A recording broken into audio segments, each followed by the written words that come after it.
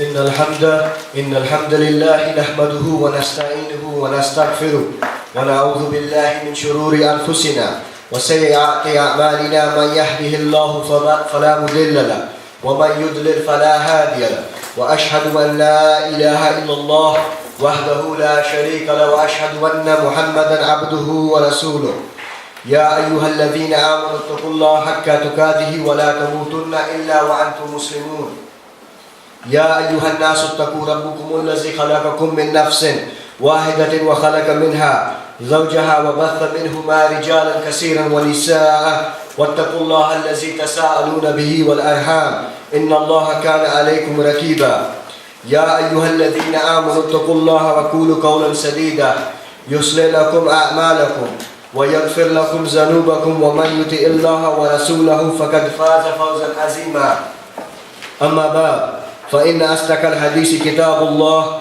وأحسن الهدي هدي محمد صلى الله عليه وآله وسلم وشر الأمور محدثاتها وكل محدثة بدعة وكل بدعة ضلالة وكل ضلالة في النار السلام عليكم ورحمة الله وبركاته. وعليكم السلام ورحمة الله وبركاته. منها أربعة حرم ذلك دين القيم فلا تظلموا فيهن أنفسكم. I don't know if you're aware, but there's 4 sacred months in Islam. And the month that we are currently engaging in, it is the month of Rajab. And it is one of the sacred months. And Ibn Abbas radiallahu anhu, he said, فَلَا تَظْلِمُوا فِيهِنَّ أَنفُسَكُمْ. So wrong not yourselves therein. What does this mean? What does this verse imply? It's telling us that look, you should not commit sins in any of the 12 months, but even more so in the sacred months. And Abdullah ibn Abbas radiallahu anhu, he said, Allah then chose 4 out of these months and made them sacred, emphasizing their sanctity.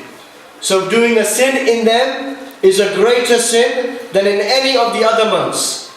Likewise, multiplying the rewards of the righteous deeds increase also. So the good deeds in these sacred months, they increase, double, triple your good deeds. So these are the sacred months. The program for this afternoon, inshallah, is that we will have the first speech, which is going to be on the jinn. Then we're going to have a presentation. Then we're going to break for a short break. The second speaker will cover the issue of magic. Then again we'll have a presentation, and then we'll have plenty of time inshallah for Q&A. Allah subhanahu wa ta'ala has taught us in the Quran, وَمَا خَلَقْتُ الْجِنَّ وَالْإِنسَ إِلَّا لِيَعْبُدُونَ. You've seen the presentation there, the intro.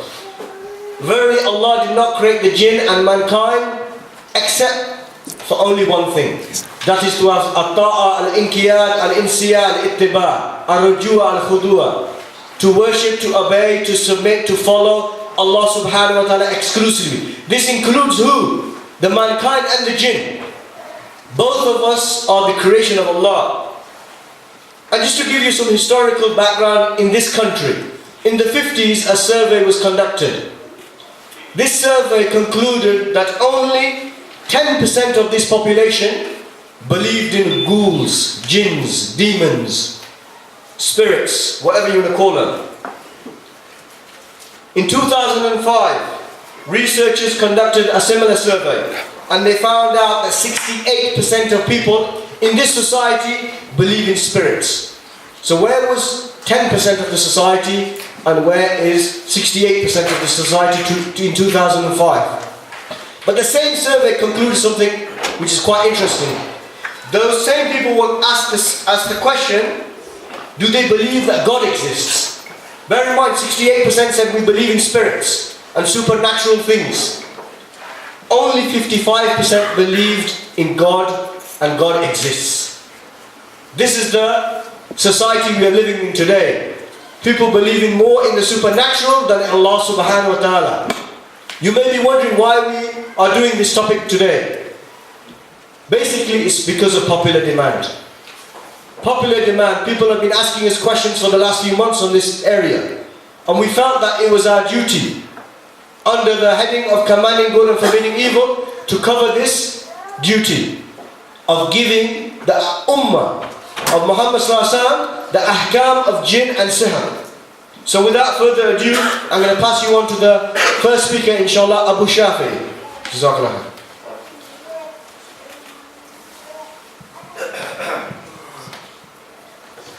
إن الحمد لله نحمده ونستعينه ونستغفره ونعوذ بالله من شرور أنفسنا ومن سيئات أعمالنا من يهده الله فلا مضل له ومن يضلل فلا هادي له وأشهد أن لا إله إلا الله وأشهد أن محمدا عبده ورسوله. Brothers and sisters, Assalamu alaikum wa rahmatullahi wa barakatuh. Wa alaikum assalam. There's a topic for this afternoon, is a very important topic because it affects every one of us in our life. Firstly, let me put down some objective of this session for today. We have come here to teach you how to do ruqyah. This is, you need to put this in your mind. It's not for you to learn how to do ruqyah. It's to understand about the reality of the jinns and the reality of shaitan. It's not for you to go out and start performing the ruqyah on someone just because you will gain certain knowledge today. Otherwise, what will happen? You will either cause harm to yourself or to the other person. And also, our objective is to understand the reality of the jinns, how they came into existence, what is their purpose of life, and also to be aware about the halal way and the haram way of seeking treatment. There's a haram way which is prohibited in Islam, and there is a Islamic way which is according to Quran and Sunnah. And the jinns exist in our life, whether you may agree or disagree, is a reality. Because Allah subhanahu wa ta'ala, He created the jinns first. He said, أعوذ بالله من الشيطان الرجيم وَمَا خَلَقْتُ الْجِنَّ وَالْإِنسَ إِلَّا لِيَعْبُدُونَ. From this, we understand Allah subhanahu wa ta'ala has created the jinns and the ins only for one purpose, to worship Him.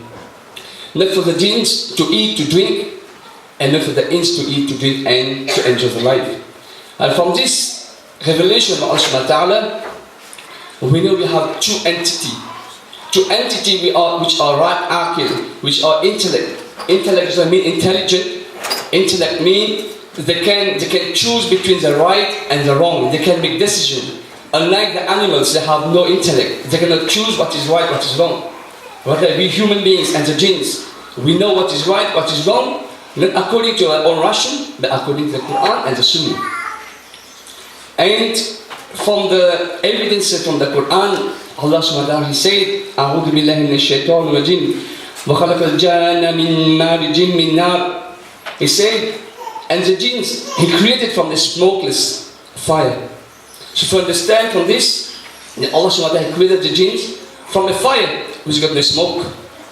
And He further said that we created the man from a dry clay, from black pure mud, and we created the jinns from a fire wind. And from this as well, this is a couple of evidences I will give you, inshallah, because there are plenty of evidences. There are about 10 chapters, which about over 40 verses we talk about the jinns. So I'm not going to go into every single verses because I only got a few minutes to talk about the jinns. And this is not enough to learn about the reality of the jinns. And from the Sunnah of Muhammad sallallahu alaihi wasallam, narrated by Aisha radiallahu anha, she said that the Prophet sallallahu alaihi wasallam said the angels were created from light, the jinns were created from fire, and Adam were created from that which has been described to you, which is the clay. So these two evidences is enough for us to have to believe in the jinns, not to deny them. Because if you deny the creation of Allah subhanahu wa ta'ala, it will teach us the fall of Islam. If you deny any creation, either you deny it in the angels, you deny it in the Jahannam, you deny it in the paradise, it's enough to take the fall of Islam. Because the jinn, Allah make it clear to us that He has created them and we have to believe in them. And the jinns themselves and the human, we've divided into two groups. Because Allah subhanahu wa ta'ala said, the human is divided into two groups, the believers and the kuffar. So is the jinns. They've been divided into two groups, those who believe and those who disbelieve. So we have the kafir jinns and the Muslim jinns. And today, inshallah, we're going to concentrate more on the kafir jinns, because generally the Muslim jinn will not harm any human beings, because they understand the covenant which they have with Sulaiman alayhi salam. They understand the covenant, they understand this contract. They know what is right, what is wrong. But unlike them, the kafir jinns, they're the rebellious one. They're the one who's going to cause harm to society. They're the one who's going to cause mischief in society. And the reality is, the possession of jinn is a big problem in the Muslim Ummah today. And the biggest problem is not the possession itself. If seeking treatment, going to the wrong person to seek treatment, this is the biggest problem. Because the jinn, when he possesses you, is a test from Allah subhanahu wa ta'ala. He will only, or she will only possess you by the permission of Allah. He will never enter your body without the permission of Allah. But as Muslim, we've been given the guidance from Allah subhanahu wa ta'ala through His Messenger Muhammad sallallahu alaihi wasallam. Whenever any affliction hit us, whenever we become ill, there is only one solution. It's for Quran and Sunnah, which is halal. But unfortunately, when we see in the community today, we see the Muslim go towards the unbelievers for treatment. We see the Muslims, they start wearing the amulets, they start wearing the tasliman, they start wearing the taweez, which completely negates the deen of Islam. This is the biggest problem we face nowadays. And inshallah, we will go through the sunnah, the way in which Muhammad sallallahu alaihi wasallam, he taught the Sahabas, and from the Sahaba we've learned how to treat the jinn possession. The Prophet, he said, Shaitan, he ran in the body of in the sons of Adam the same way your blood ran into your veins. So this is how Shaitan will run into your body. The same way the blood run into your arteries, the same way Shaitan will travel into your arteries. This is why the Shaitan is quick to travel to your body. He's quick to travel from toes to your head within a speed of seconds, because he runs into the artery. If you see how fast the blood flows into your body, within minutes, within seconds, you'll be affected. And the jinn itself, they have many qualities, they have many divisions in themselves. They are known, but first of all we need to know and understand they are the creation of Allah subhanahu wa ta'ala. We cannot hate them. Unless they become kafir, then we hate them. For generations we talk about the jinns, we cannot generally have a hatred towards them, because they are the makhluqatun, they are the creation of Allah subhanahu wa ta'ala. And also they are the ghaibiyah, they are the unseen, we cannot see them, they are invisible. We believe in the angels, we believe in Allah subhanahu wa ta'ala, we haven't seen them, he's seen him. We believe in Jannah, we haven't seen the Jannah. We believe in the paradise, in the Jahannam, we haven't seen them. We only believe in them. Why? Because Allah informs us about all these. The same with the jinns. They are the ghaibiyah, they are invisible. They are the sufliya. They live on earth and they live in the space as well. These are the qualities of the jinns. And also they are known as the nariya, which means they are made from flames. Unlike us, which made from mud, they are made from the flames. And the creation of the jinns was well before the creation of Adam alayhi salam. According to Ibn Abbas, it was about 2,000 years before humans were created, the jinn was created. And because they become so rebellious, so mischievous on earth, Allah sends the angels to send them on the sea. And the jinns as well, like we as humans, we have males and females, we have children. So is the jinn. You have male jinns and you have female jinns as well. And they get married, they procreate, they have children. And also they have their strength. They have their strength for them to see you, and we cannot see them.